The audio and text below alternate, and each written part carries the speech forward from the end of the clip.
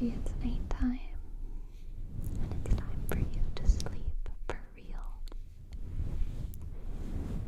Either way, I just want to be cozy, cozy, cozy, cozy today. Make soft sounds of brushing, brushing, brushing, scratchy, scratchy, scratchy, comb, scratchy, scratchy, scratchy, comb, to help you sleep. Spiders crawling up your back, bite you, bite you. Worms crawling down your back, spiders crawling up your back, bite you, bite you. Worms crawling down your back, back, back, back. Crack an egg on your head. Let the yolk drip down. Let the yolk drip down. Let the yolk drip down. Focus. This is to help you go to sleep, okay? So you can't let your mind wander too much. Otherwise, you'll accidentally stay focused, awake. And you shouldn't stay awake, because it's time to sleep. I like to watch ASMR. I think even more for naps than bedtime. Because when it's bedtime, I can fall asleep to almost anything. Last night I fell asleep to a dinosaur documentary. But in the middle of the day, I tend to be a little bit more high-strung. And so I need something to help me focus, relax, something to enchant me a little bit, something to enchant me, interest me. One of my theater teachers said that animals, whenever they're on stage, they always outshine the performers, no matter how good the performers are. And the reason that all eyes stay glued to a dog, if a dog is on stage, or a cat, meow, if a cat is on stage, is because animals cannot help but be honest. Honest. They're the most real thing on stage. And I think a lot of ASMR strikes a similar chord.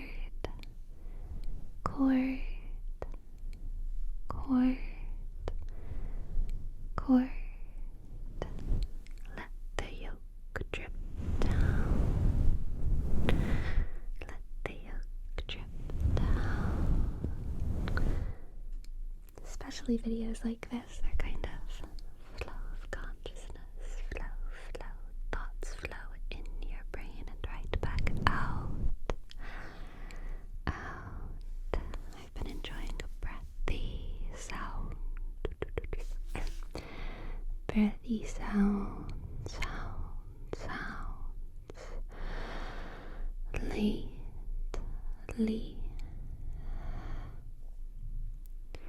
And I do need to breathe, so it's good that I like those sounds. But, that's part of why I really like Kelly Belly ASMR and tiptoe tingles, among many others. There's this very natural flow to their videos and their thoughts. Feels like you're sharing an honest moment, and it's not quite as performative as, say, a dinosaur documentary. They're all just faking it. Awful actors, those dinosaurs, let me tell you. That was a joke. In case you are bad at telling when people are joking. Sometimes I'm bad at telling when people are joking. Sometimes I don't care if people are joking. Like, sometimes I know that they're joking and I still feel the need to, like, set the record straight. Which I have been told is an autistic trait of mine. I think whoever told me that was just gaslighting me, though. I think it's very normal. I think it's very normal to sometimes be like, I don't care that you're joking. You shouldn't say that. But also, I'm not like that with every joke, you know, it's very situational. It's very situational. And, like, on principle, I'm okay with most jokes. But, like, it really just has to do with how interested in something I am, you know what I mean? Like, if someone makes a joke about, like, the warrior cats, and they, like, make a joke about Tiger Star, and they characterize him in a wrong way, and I'm like, okay, no, I have to set the record straight. You've got it all wrong. I know that it was a joke, but your joke is wrong because I need to set the record straight. So I don't know. I don't know.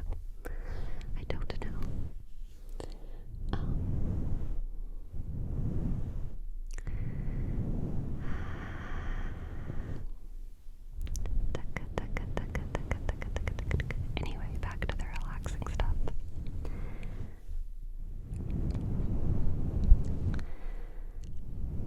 A lot of YouTube is very performative, and that's not a bad thing. A lot of my content is performative, you know, things like role plays, or even just scripted content like video essays or what have you. And a big part of what I like about ASMR is that sometimes it feels like I'm just being channeled when I'm watching ASMR, like someone's raw conscious experience with the creators, like I mentioned before. It's almost like I get to peek into their brain and forget about myself for a second and just kind of be them, flowing from thought to thought, movement to movement, focus. Over here, you, the viewer, get to step into my conscious experience, my flow.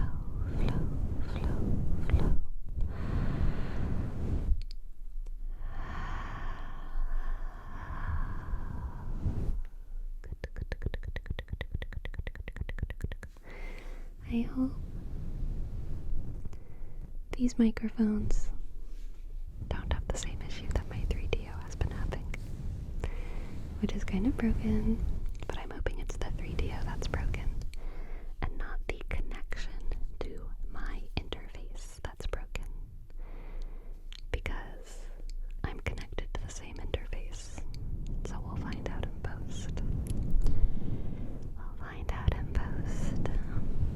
But I hope that this sounds good.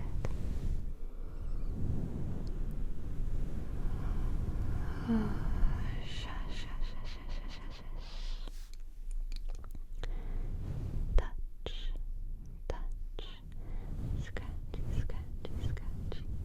comb. Scratchy, comb. Today was arm day. At the gym. I've been kind of, I guess it's not really arm day, it's more like upper body day. Because I do my back and my core as well. And my chest.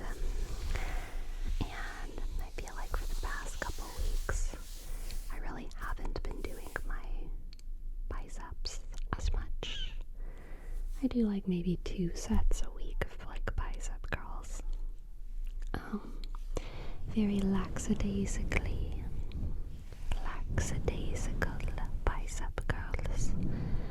usually at the end of my workouts, because I just never feel like it. But I have noticed, I feel like my little flex is slightly less impressive than it used to be. But that's okay. That's okay. Because most of me is still quite strong, in my opinion. Strong enough. Progress comes in many shapes and forms. And it's okay to sometimes lose progress in some areas for the sake of growing in others. Even if it's not physical, you know, you can take a break from the gym to do art, or to do science, or to do math, or to build a house, or whatever, and that's fine. Honestly, all of those things are probably cooler than going to the gym.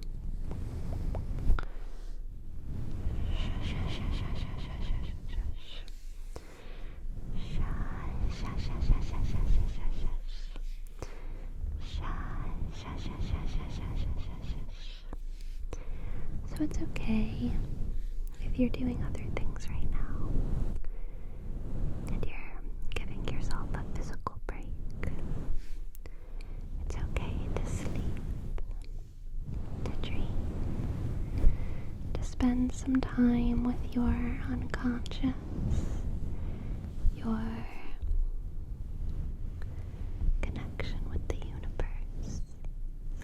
Sleep, sleep, sleep, sleep, sleep, sleep, sleep. Spend time without your ego getting in the way of your big, deep, beautiful thoughts, your human experience.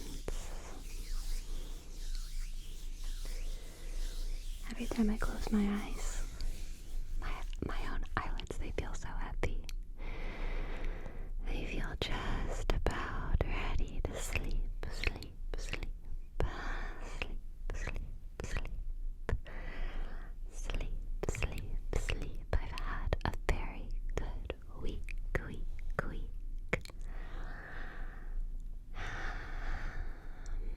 And I'm very excited for the days to come.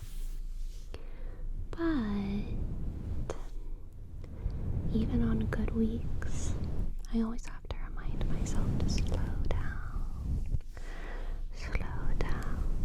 remind myself it's okay to take breaks, to not do a complicated role play and to just scratchy, scratchy, scratchy, scratchy, calming, scratchy, scratchy, scratchy, scratchy, calming, scratch, scratch, scratch, scratch, scratch, scratch, calming, calm. You have something. Hold still. Hold still.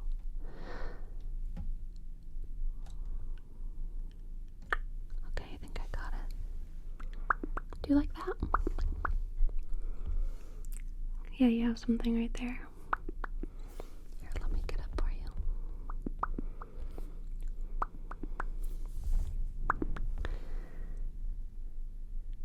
Do that again?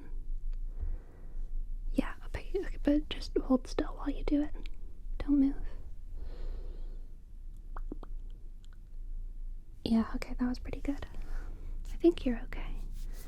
Do you feel okay when you go? Or do you feel like a dinosaur?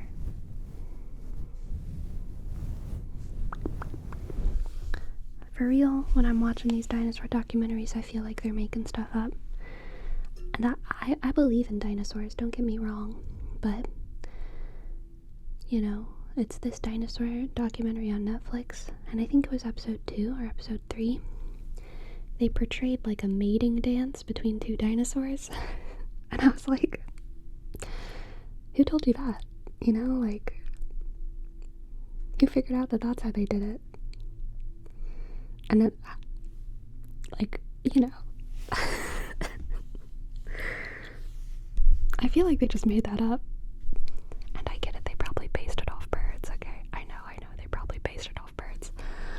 But it is a leap. It is a logical leap.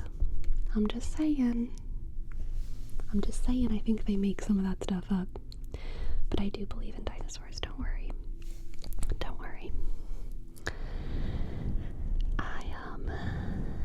I grew up taking my belief in dinosaurs for granted, actually. I do come from a religious family, but Catholics are pretty pro-science, and my community was very Catholic. There wasn't too much like Protestant or evangelical influence where I grew up. Those people tend to cast a little bit more doubt, or they can sometimes cast a little bit more doubt on modern science. But I grew up completely taking things like evolution and dinosaurs and, more than a 6,000-year-old Earth for granted. I thought everyone knew and believed in those kinds of things. I learned about creationism whenever I was older. And I guess when I say older, I mean maybe like 12 or 13. Maybe younger. Maybe 10. I don't know. And I thought it was so silly. But then I went to college and I diversified my community and my friend group a little bit more. And the first form of diversity that I experienced was people who were not religious, right? I was even already exposed to a lot of that in high school just with the internet. And I kind of besmirched religion a little bit when I was in college. A lot of it when I was in college. And then I got even older. Then I became a real adult. And I met people who were very sincere creationists. And at the same time, they were quite smart. And I started taking less of my beliefs for granted then.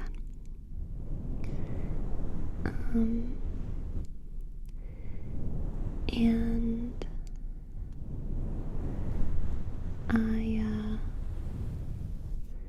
I'm still quite a firm believer in evolution and dinosaurs. But I have realized, I think, how much we probably don't know about how we got here. And I do think that sometimes scientists jump to conclusions. And I think that's all part of the fun of getting older and figuring out the world and the way things work.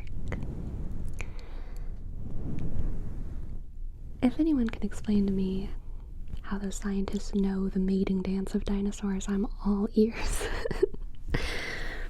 But I've still been really enjoying this documentary. It's quite delightful. Maybe I'll watch episode 3 tonight. Shaka, shaka, shaka, shaka, shaka. Shaka, shaka, shaka, shaka, shaka, shaka. Shaka, shaka, shaka, shaka, shaka, shaka. Shaka, shaka, shaka, shaka, shaka, shaka. Shaka, shaka, shaka, shaka, shaka. Shaka, shaka, shaka, shaka, shaka, shaka. I also, this is just a funny joke. I respect all archaeologists who took part in the work necessary to model, I think, what is called the dinosaur, Mamenchisaurus. Yes, I think that's it, the Mamenchisaurus.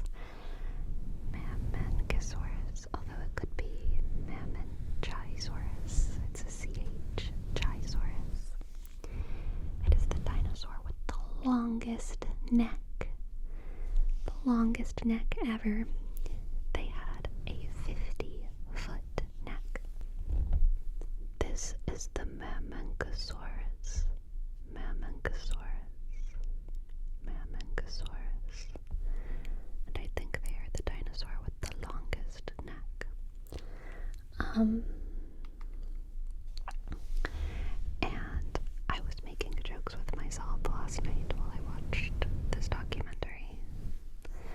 That low-key, it was probably like 5 dinosaurs with a 10-foot neck, and they just lost the other body parts of the other 4 dinosaurs.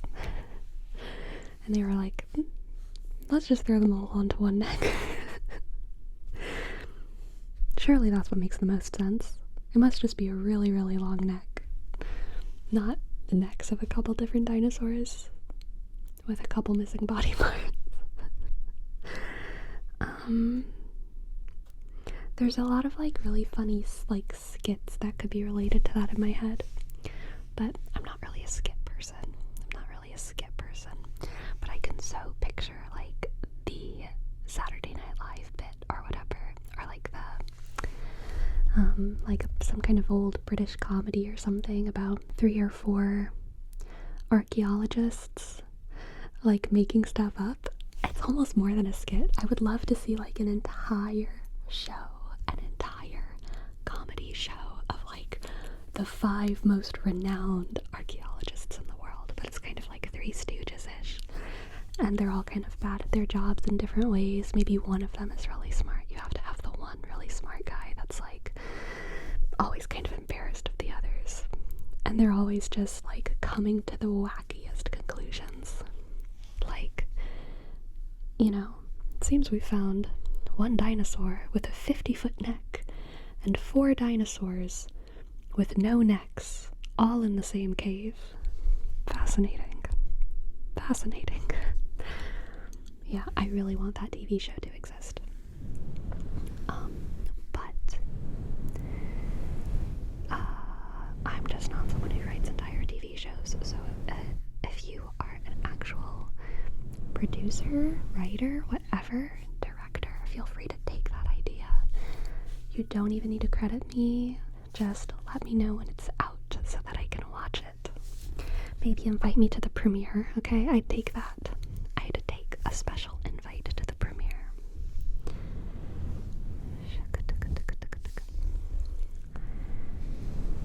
I've been talking about dinosaurs so much now, I really want to watch that 3rd episode. Maybe I'll fall asleep to it even, and have more funny dinosaur thoughts.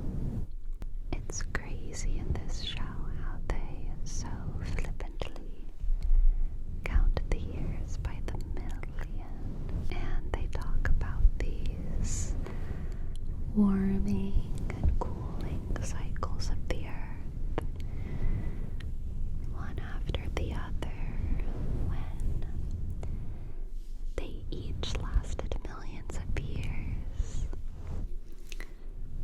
What a blink we are, we humans. What a blink, what a blink, what a blink. What a blip in the story of creation. And yet I still maintain the hubris to say that we are each and every one of us important. That you are important. And it is my favorite delusion, and I'm gonna stick to it, that your ancestors are important. That the songs you sing in your head while you drive are important. They're a part of the human story. My cat is trying to eat plastic right now. And she's really trying very hard to get to the plastic that I hid from her. I covered over it, but she's hunting for a way to crunch on that plastic because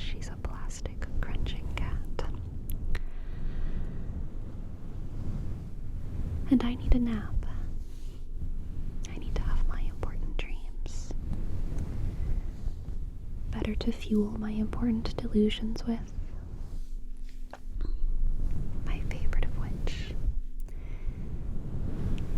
being our importance and our beauty. And there my cat goes. I don't know how well y'all can hear that, but she's crunching. She's crunching. Anyway, that seems as good a time to end this as any. Sleep well, my friends. Scratchy, scratchy, scratchy, scratchy. Cold.